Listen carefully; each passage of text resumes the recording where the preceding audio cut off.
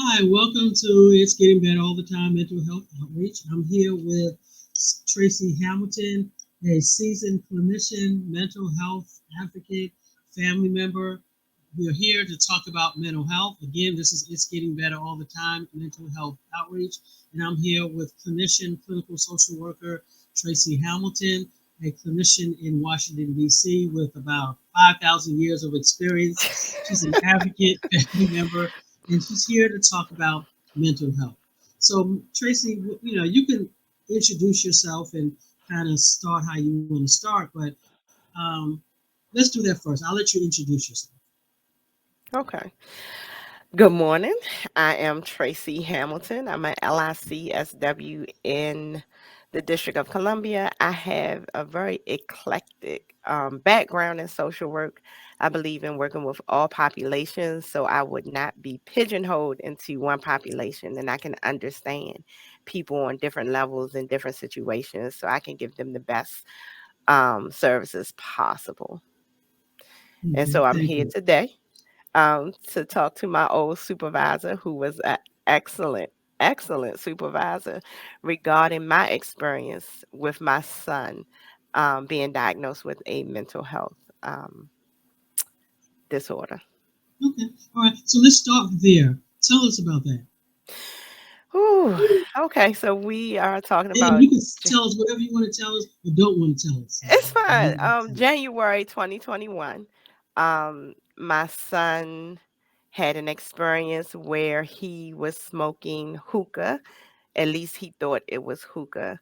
But we believe it may have been something else that someone put in the hookah apparatus that he did not know what it was.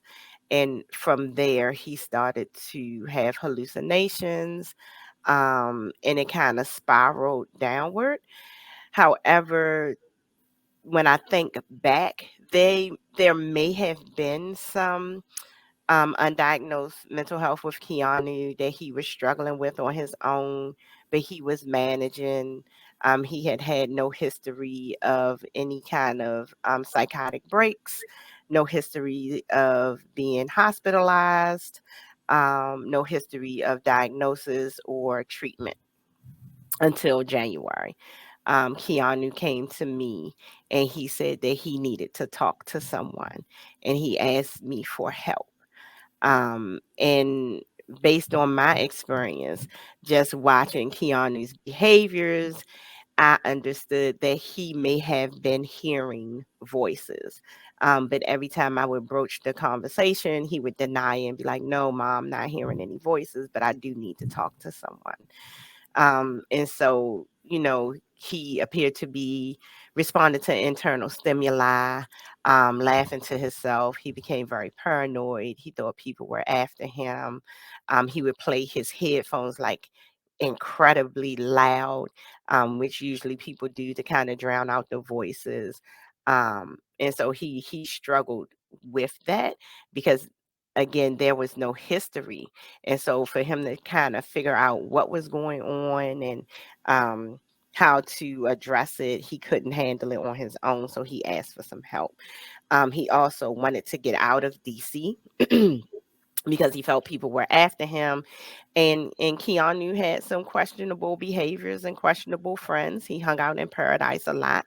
And so I could not say what was and was not true.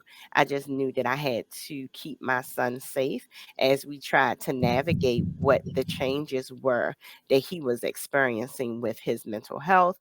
So he first stayed with my brother in Baltimore, which ended horribly. They got into a physical altercation. Keanu tried to stab him. Then he threatened to harm himself. And so I had to have him taken to the hospital. A very good friend of mine met him at the hospital because I was coming from DC. And so I got there and convinced them to keep him into because of his threats to harm himself, because of his attempt to harm his uncle. And so it took a lot for them to keep him, but they did keep him for maybe I want to say about a week. And they gave him a diagnosis of I want to say paranoid behavior. But his father had been diagnosed with, I think, bipolar disorder with psychotic features, and I thought that that was a more appropriate diagnosis for Keanu. However, at that point, I was just desperate to have him diagnosed. Um, and to have something, some type of treatment started. So I figured that I would deal with the diagnosis later. I just needed him in care to make sure he was safe. And so when he got out, we stayed with various friends and family members until I got Keanu his own apartment. So I was paying for his rent, his everything, because he was unemployed at the time. And up until that time, Keanu had had 2 or 3 jobs at one time. But at this point he could not work because of the things that was going on with his mental health, trying to get him with services and trying to get him on medication to address his issues. So I was living between Baltimore and in DC. And so I tried to act as quickly as possible because as a mother, finding out that your child has a mental health diagnosis is devastating. However, I felt that I had the tools and understanding of mental health to give him the support that he needed. I did not delay. I involved our friends, our family, his friends and family, tried to get him the support that he needed, and to get him the services he needed as quickly as possible, because I understood that the worst case scenario is Keanu was going to hurt himself or hurt others. And so I was trying to race against the clock. But being on the other side of mental health as a clinician is crazy, because I had an experience that I knew it was difficult to access services, but I did not understand how difficult it was to access services when you had a family member who was in need and they were an adult and they could make their own decisions, and you were kind of a bystander trying to help out, but really had no decision making power in his life because he was 25 at the time. And I'm kind of skipping around, but it was just crazy. And so when he got out of the psych ward after the attempt on his uncle, we tried to get him into mental health services. So it was a waiting time, like 7 days.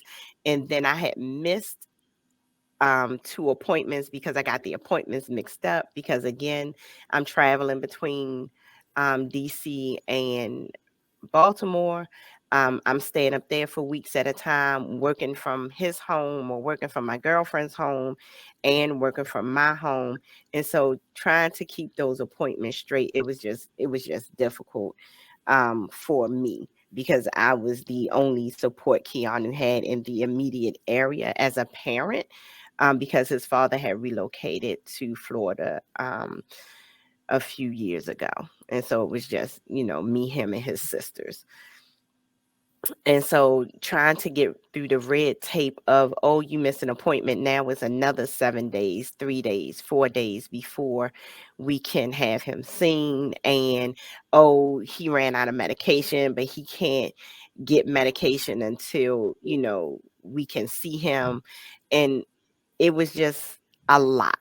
And I think that in the end, when Keanu, died from suicide, I lost him not only to the stigma of mental health in the African American community, but to the red tape that is evident in the mental health services system when you are trying to get someone help who not don't necessarily want help or is ashamed of the help. And he has a window of, okay, I'm gonna do it, but if it take too long, I'm gonna think too hard about it and I'm not going to do it. And so it was a lot of back and forth and me pleading and begging, trying to get him into these services, and not telling people that I'm a social worker, because the way they responded to me changed. when I had questions about the services provided in, in Maryland, because he was in Baltimore, it was just a lot.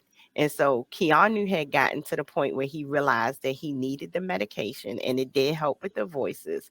However, he was like, "Ma, I don't want to take medication for the rest of my life. I want to try to deal with this on my own, and I want to, try to use marijuana to address it." And I was like, "Well, Keanu, marijuana is part of the reason why we're here at this point." And he was like, "No, it's because I smoked something that somebody else gave me.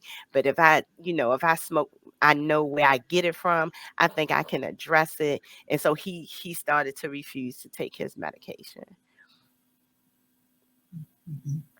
Yeah, he started to refuse to take the medication. So I would go up there and spend the night with him for weeks at a time. He would accuse me of taking things out of his home or moving things where he couldn't find them. He would become agitated and irate. It was just a lot. Watching that, and again, I acted as quickly as possible. I tried to involve his family. However, they did not understand his mental health, and was not helpful. It had been a few times where Keanu had threatened to harm himself, but they did not tell me. And it was stated that, "Oh, we talked to him until we knew he was okay." And I'm like, "And where did you get your degree from? And how do you know that he's okay? You're out of town, you're in another state, and then you don't tell the parent who can get to him the quickest." And so it was just a lot. It's a Mhm. misunderstanding of the mental health needs, and how they can affect the mind. It is a stigma in the African American community, because they feel like, if I can't take it to God, then I'm not faithful. And I think there's room for spirituality and mental health services. And then there's the concern that Keanu had about what his friends was going to think about him, and how he did not want to have medication run his life for the rest of his life. So it was a perfect storm. I definitely call it the perfect storm of Yeah. 2021, because of everything that we went through. And as I shared with friends and colleagues, and got advice, and tried to give my son a fighting chance, because nothing I could have done would have saved him if he was not meant to be here. But my job was to give him a fighting chance at life by giving him the services and everything that he needed in a timely fashion. And one of my colleagues said, "I don't mean any harm." She said, "But who better? Who better to deal with this than you? Because you know what to do. You know what Mhm. he needs." And, And and, I and was you like, "Yeah." definitely and you definitely did give him a fighting chance, and you Whew. definitely did everything that you could possibly do. One of the things I want to go back, just a couple of things you said. Hmm. You talked about how hard it was, the challenges with getting him admitted into the hospital the first time. Yes. Right? Right. What was that like? I mean, because I talk about it. I always tell people, yeah, you may think we may see something, but surprisingly, sometimes when they get to the hospital, the doctors may choose to see something else. So talk about that Yeah. challenge and yeah. So, okay, so it was about 10 o'clock at night. The police, after they detained Keanu and took him to the hospital. My girlfriend got there first, and so she explained the situation to them. I was on the phone, and of course, I know what to say. I know what they're looking for to make a determination to keep him or not keep him. He has to be a danger to himself, to others, or destruction of property, or something like that. And he met those criteria.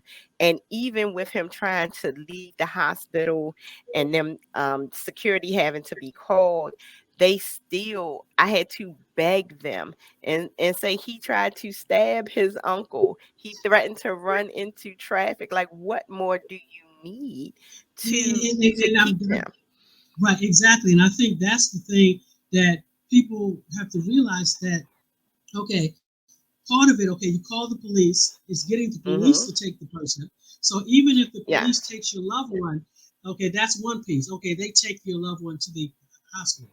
It Yes. depending on the time of the day, depending on the hospital, depending on the staff training there, like you Yes. said, you have to make a case. You have to. Yes. Yeah. I always tell people, Yeah. if you have to exaggerate, you got to exaggerate. Whatever the thing Yeah. is, people will Absolutely. say, "Oh, don't do that," but sometimes you have to do that. In your case, that wasn't the case, but it's Yeah. something I tell Yeah. people because And you're not like, the look, and look, you sad thing, guys. and this is why Yeah. I sent my girlfriend ahead of me, because I was Mhm, fearful that if I did not get there in a timely manner, they were going to release him. And so I mhm, sent her ahead of me because she lives in Baltimore and she's known Keanu since he was a baby. And so and it was like, what more information? I said, do we need to wait until he kills somebody or mhm, almost kills himself? Like, what are we looking for here? And it was a lot of convincing and begging and pleading.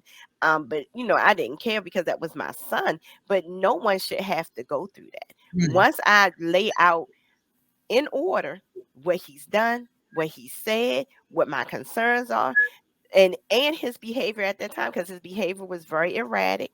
Keanu wasn't making sense. He was trying to leave the hospital. Like, that should have been enough to say, okay, you know what, at least it's worth an observation. And again, it's important for our audience to understand or to think about there's the bias in healthcare. Because a lot of Absolutely. times when you see men, right, especially young men, if they're aggressive, if there's any hit of drugs, people automatically will think it's the Hmm. drugs. Or if they see some aggressiveness, they'll get turned off by the aggressiveness because they think, oh, that's Absolutely. just the way they are, or that's just who they are. Absolutely. And it's important that I'm glad you were there to advocate. But I wanted to point this out. So a lot of times, when our people go into the hospital, many times we go into the hospital. By the time we get there, it's a severe case, right? Yeah. So And when they we look get at it there, differently. right, exactly. Hmm. They look at it differently, and you can add more to that. But they look at it differently, and they tend to minimize. Oh, this is just what they are. This is what they do. Yeah. He'll be Hmm. okay. Absolutely. Absolutely. Hmm. And Hmm. Keanu wasn't making any sense. The conversation, it was like tangible. He was, just talking all off topic, and then he would come back to the topic and then talk about conspiracies. And I'm like, you can see that the conversation is not making sense. The behavior is erratic. He was brought in by the police. He attempted to stab the uncle. He threatened to run in traffic. Like, what more? What more Hmm. do you need at this point? Hmm. um and even with his family, his father's family, we talked to him until he was okay. No, you call me, because at that time we could have had him hospitalized again, Hmm. you know, Hmm. if need be, because he was talking about harming himself. He had a plan. And so, because they did not take it as seriously as I did, or as seriously as I thought they should have, because even with me trying to do a family meeting, right? And I'm big on family meetings. I want everybody involved. I want to hear everybody's, concern or whatever, so we can make a plan and we are all working from the same plan. They never we never had the family meeting. We never had the family meeting. Hmm. We never got on the same page. And so it was difficulties from all sides, from, you know, his family, our culture, and he doesn't have Medicaid. He has private insurance. The insurance company, Hmm. the Hmm. the mental health system. It Hmm. was a perfect storm, and that's why I keep saying Right, it was exactly. definitely a perfect storm, because there was opposition on all sides, and it was me and Keanu in the middle. Right. And then when you talk about again, some things should be, you would think in this country would be easy. It would be automatic. You Absolutely. shouldn't have to fight for mental health care. But unfortunately, sometimes that happens. So, and you also said something, I wrote a couple things down. I'll come back to that I know. I felt about, like I was rambling. I'm sorry. no, no, no, no, no, no, no, no. This is great. Trying to get services, right? I think Yeah. you highlighted a big problem with a lot of family members. It's like you're a mother, right? You work, you Mhm. have a job, you have other kids, and this Mhm. situation, and it's overwhelming for family members, and you're the only one that's there to advocate. Again, Yep. it shouldn't happen. It should have been a thing where, okay, you're in the psych, when you're in the hospital, before you leave the hospital, there should be an appointment. having somebody to come and be Right. there with you Right. to connect. It should always be the family members. So of course for Right. you it was difficult, like you said, you had to miss appointments Right. because, and this is what happens with family members. Yeah, It's it so was just overwhelming. overwhelming. It's a lot of Right. stuff that kind So, of and goes he on. he had an appointment. He had an appointment Mhm, when he left the hospital, but it was for between 3 to 7 days after he was mhm, discharged. You should mhm, have an appointment immediately once you are discharged mhm. from a mental health facility, because you were at a point where you had to be inpatient. And so Right. your turnaround time for your follow-up appointment should be much shorter than if I'm Mhm, walking in on off the street and making an appointment. And then mhm, missed appointments should not take that long. And I should be able to get somebody to come out and assess him.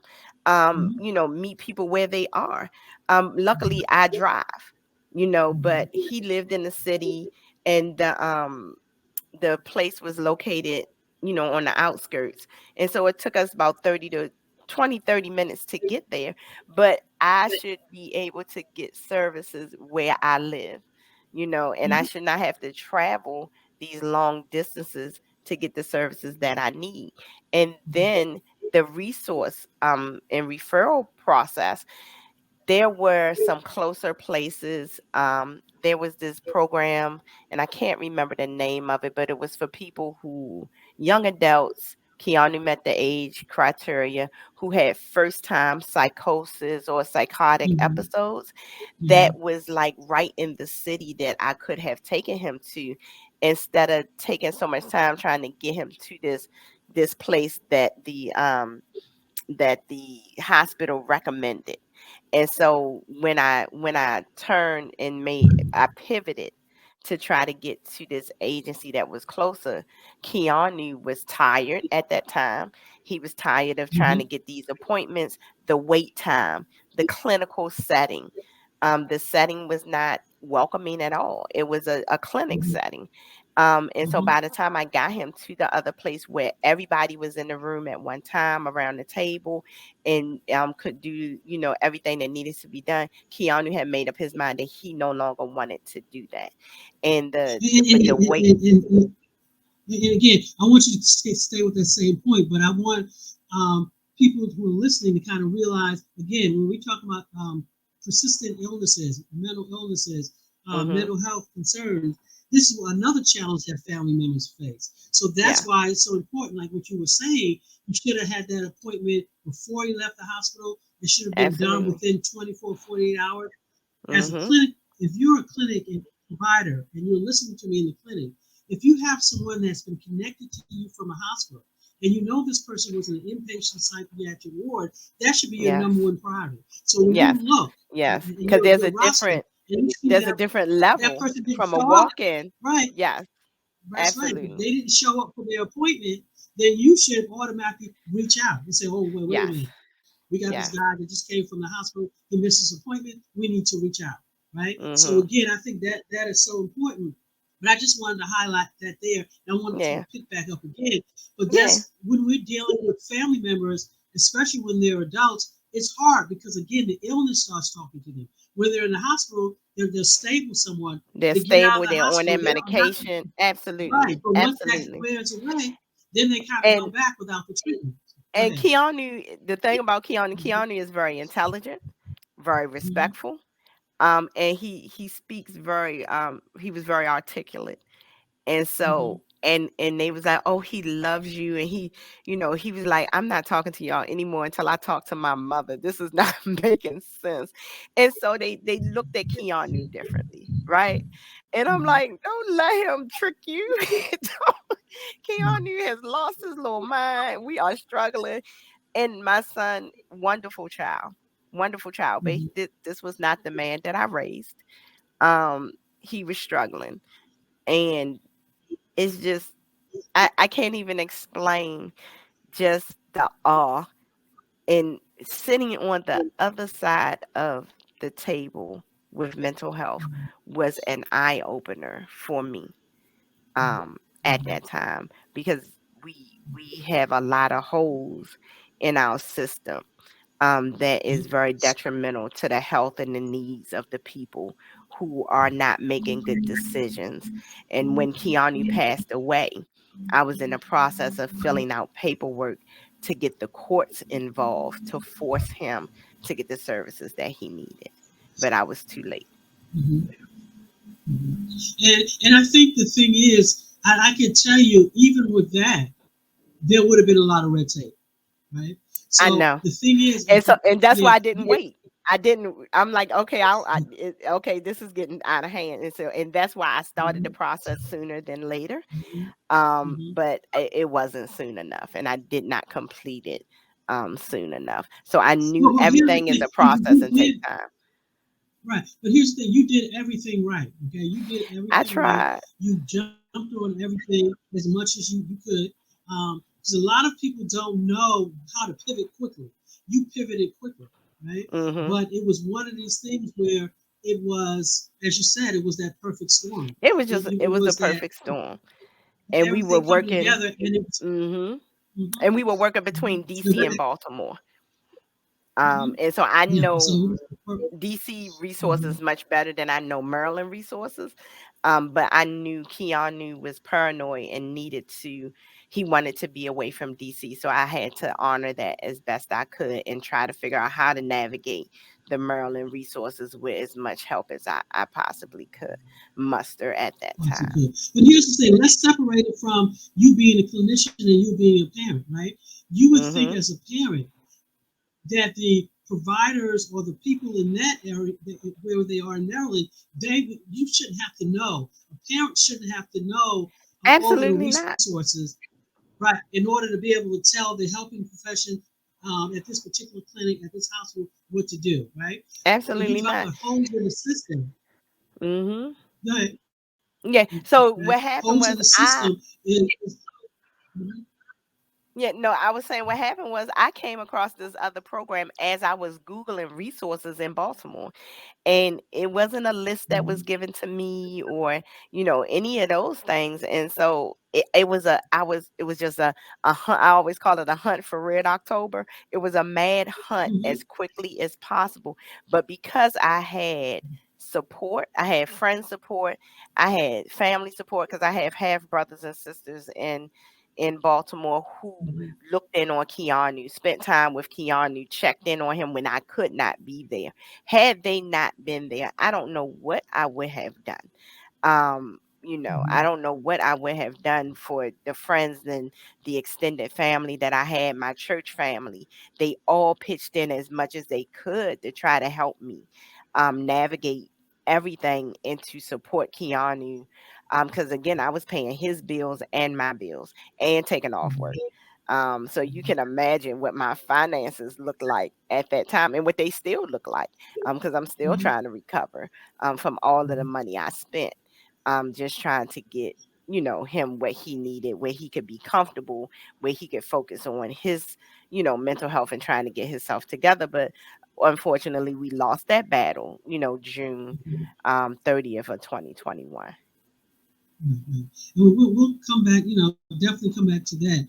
But I think the thing is, so just to, put everything in perspective a little bit, you're talking about as a family member, you had to fight the system, you had to Yes, fight the insurance, you had to fight getting yes, services, fight to get him admitted into the hospital, and then you also yes, had to fight his the symptoms of his untreated illness.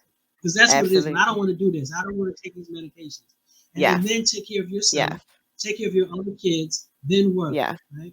yep, So it's hard, right? It's a lot to absolutely. it. And then, like you said, the battle was lost not because you didn't give it an effort. It was the battle was lost because there were so many things that other things that could have been done differently, right? Absolutely. I always talk about we talk about what the police should have done, what police should do. But in this situation, in many situations, the police do what they can do.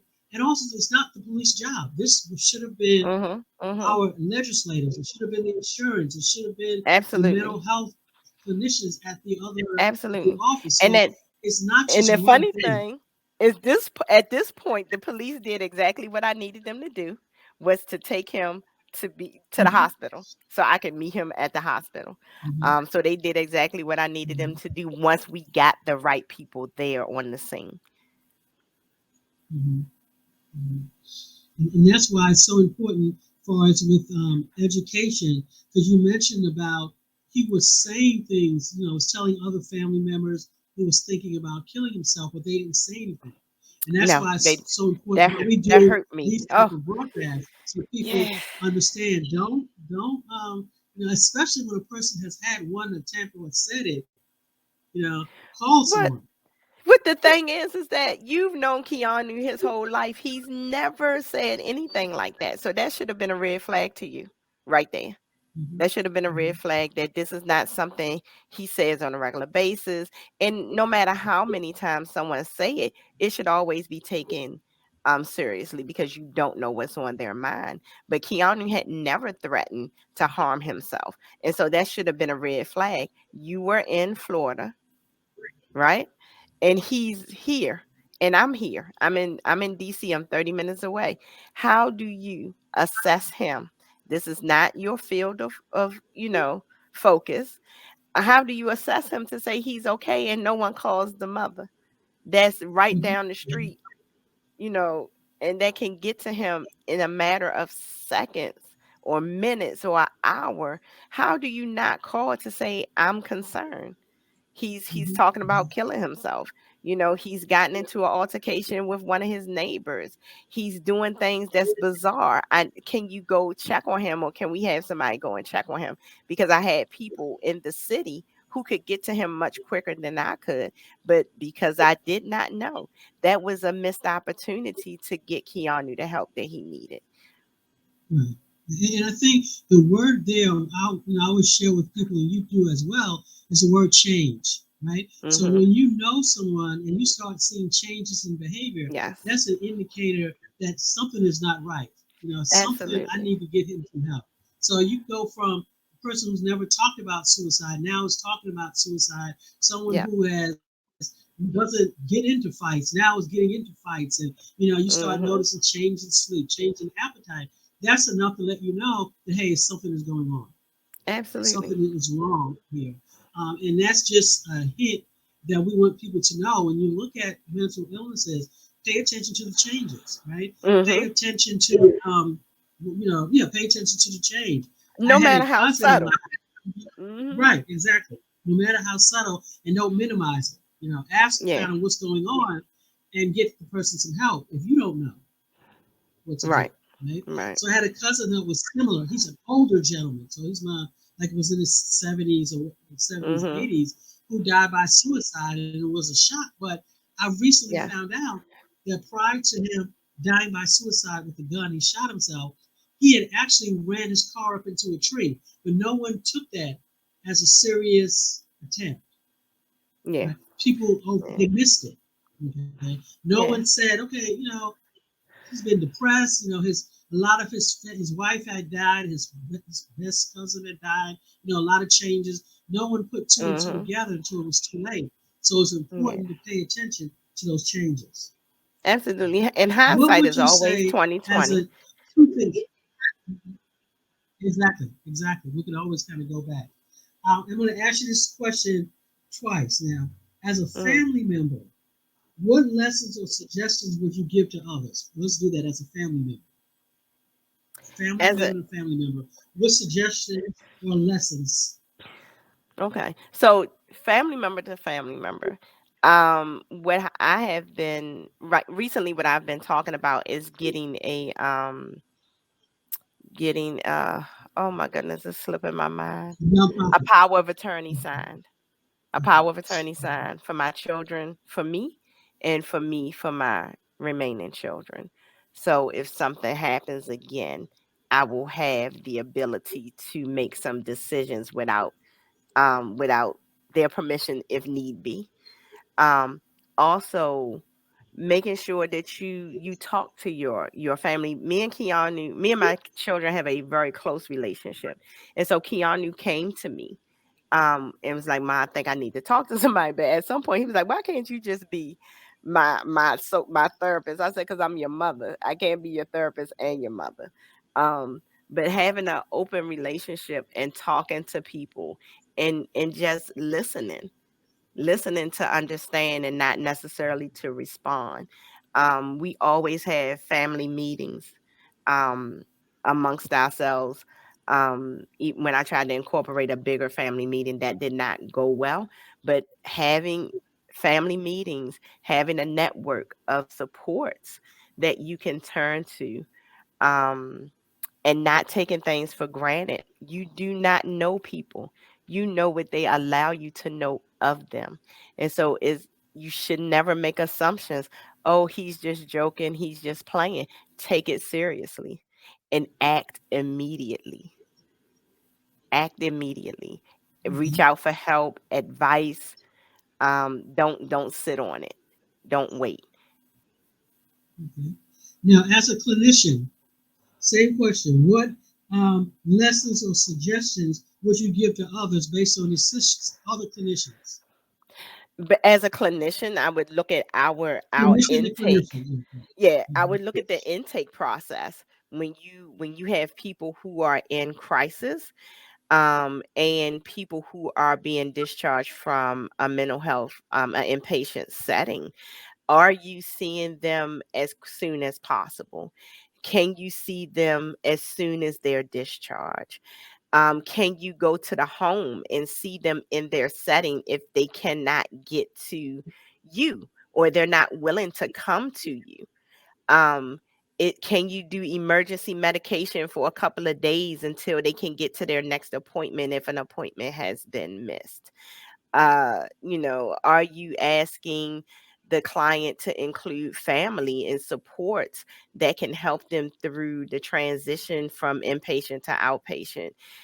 Things like that. Incorporate the family and friends and whoever may be of a support and a benefit to the client. But how we do social work, how we do therapy, it has to change. It has to meet the needs of the person who is seeking the help. And also look at your setting. Keanu responded much better to the second setting of the agency that I found, and I wish I had the name in front of me.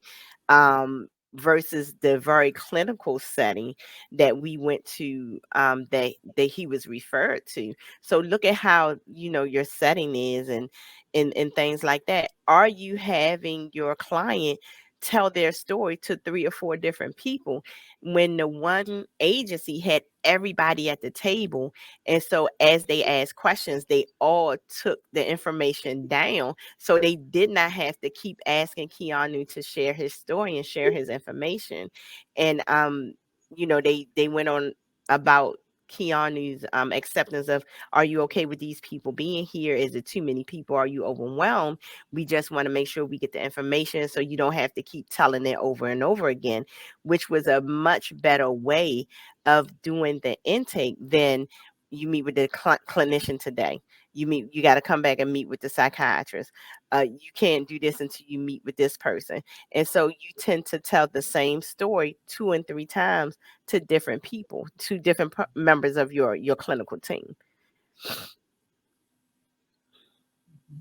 And then lastly, how would you, what would you recommend to family members who have, had a family member to die by suicide? How do you, you never get over it, but how do you make it through day by day? So What are some suggestions? so I had to turn stand on my faith. I had to turn to my faith. Um and when they say surrender to the Lord and hand it over to God, is what I had to do. I also had to understand that um I will always be in some level of mourning for the rest of my life. I will always be at some level of mourning for the rest of my life, and I'm okay with that, because as time goes on, it gets better. The Mhm. triggers are less. The episodes don't last as long. Also, I had to reach into my toolkit and and really focus on the spiritual, the mental, and the physical, because I wanted to be whole. I wanted to honor the person that I lost, because I did not only lose Keanu. 30 days prior, I lost my fiance. And so it was two people back to back. And I knew if I did not figure out how to deal with this, I was not going to make it. And so I had to make a decision that, how do you respond? That's the only control I have, is how I respond to the situation. So I refuse to allow grief to tell me how to respond. And so I learned to sit with my feelings and allow myself to have those moments of whatever those emotions may be it sadness or, whatever the dominating emotion is. I allow myself to have those moments, and I set a timeline. If it goes past a couple of days, then I'm seeking advice. I'll call you. I'll call my other social work friends. And if that does not work, I have I'll call a therapist and start my therapy sessions. But I have a toolkit that I work from of coping skills. I walk, I pray, I meditate, I run, I work out, I jump double dutch, I go roller skating, I talk to friends, and I do things to tolerance. If it becomes overwhelming, it's okay for me to say it's overwhelming and I need to step back. I choose me first, because what I don't want to do is have their deaths to be in vain. They would not want me to be less than who I am. And so I try to honor them every day by taking care of me.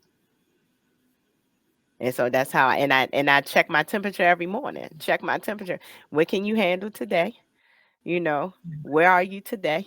Are we going to work today? Is it do we need to take a day? And I have a morning ritual. I get up, I pray, I walk, and I meditate to try to start my day off on the right foot. To make sure that I am in a place to deal with all of the things that I have to deal with as a social worker, and still take care of me. So trying to find that balance every day in my life. And if I can't find it, I create it. And if I can't create it, then I have to reevaluate my situation to determine if I need to make some other decisions. Thank you. And is there, as we close out, is there anything you want to leave us with? Any last words? The only thing I would leave you with is that losing two people so close together, it really made me understand that life is not guaranteed to any of us. And so you need to reevaluate your life, and relationships that you should let go of, relationships that you need to foster and encourage, or relationships that you should repair. And we all have to work on our relationship with death and dying, because we are not meant to be here forever, and no one knows when. You're going to be called home. And so you want to live your life in a way where you love the people that you love and they know that you love them, and you spend the quality time. And if you need to say you're sorry, then say you're sorry, because once that time is gone, there is no getting it back. And I think what has helped me is that me and Keanu had a good relationship. Me and my daughters had a good relationship. Me and my fiance had a good relationship. And for me, the pandemic was actually a blessing in disguise, because we spent so much time together during that time, playing games, watching movies, just doing things and being each other's company, that I was able to spend a lot of time with them before they passed, which also helped with kind of, having some closure and things like that. Thank you, Ms. Hamilton. On behalf of myself and everyone else who will be listening and watching this, thank you for opening up. Thank you for giving us so many things to think about. And we just thank you for, I do, because I know your son, you didn't shortchange him on anything. I I appreciate that. know, I and I know appreciate he that. knows that. Yeah, Yeah. you didn't. Yeah. You didn't. You did everything that you can. In the end, it was just one of those things where, at that very second, at that very moment, the other voice just overrode it. But Yeah. the Yeah. other And feeling just overrode it, which is my treatment. Mhm. absolutely. And it just wasn't meant to be. It Yeah, was time for him to go home with the Lord. And I understand. Again, I rely on my faith. And I knew if it was meant for Keanu to still be here, he would still be here. And so I knew that it was just his time to go home and be with the Lord. And I had to make peace with that. And I am working on continuing to make peace with that, every day. yeah. And some Like you days said, are it's better a than others. process. Yeah, It's definitely, yeah, right. and Yeah. I there's mean, no I think. time limit. Yeah, There's no time limit exactly. on your process. Your grief Hmm. is tailor made for you. And it's no time Hmm. limit. There's no rush. You take your time and do what you need to do. Yeah. Right. And I tell people sometimes you might go from acceptance one day to anger the next day to Absolutely. not getting out of bed the next day, Absolutely. And it's all kicking okay. the dog the next day. Right, exactly. Exactly. Yeah, and it's all okay. And luckily Thank for you. me, We're getting ready to, unless you have something else. yeah, no, I was just saying, luckily Mhm. for me, I have not experienced anger. I've experienced a host of other emotions, but anger Mhm. was not one of them. So I'm just grateful for that. Mhm. Um, but it's day by day, one thing at a time, day by day. So. All And right. thank you for Thank you. We are having me. signing off And now. I'm so excited that I made And it through thank without you. crying. But that's okay. And if you did, that was okay. That was I okay because know. I know. even as you're talking, I remember he's just a nice kid. Just a nice regular kid. It's like some kids. I don't want to say they just goofy, but they're at that age, but they're just regular kids. They just at that Yeah. age they do things that 20-year-old, 20-something-year-old kids do, and it's Yeah. just wasn't a bad kid. Just No, yeah, not at he was all. just what he Not at was, all. and like I Yeah. said, I know you did everything that you could do, and he Yeah. yeah, he was just like a sweet kid. So He was we an awesome definitely kid. Keanu was miss an him. But awesome kid. Hmm. you and I will talk. Yeah, he was. Okay.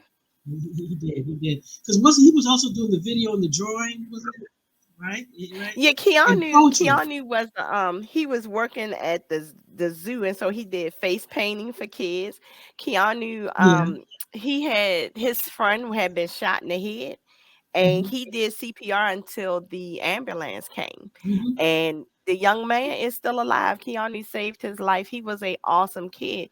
But as time went on and Hmm. those voices started, he started having nightmares about that incident and being covered in blood and everything. But Keanu, he jumped in and his friends talked about how he did CPR and nobody else knew how to do CPR and how they watched him save their friend's life, and they were amazed by that. And he was a good kid. He was a good Yeah. kid. And that's the Yeah. memory we'll close out with. Absolutely. All Absolutely. right then.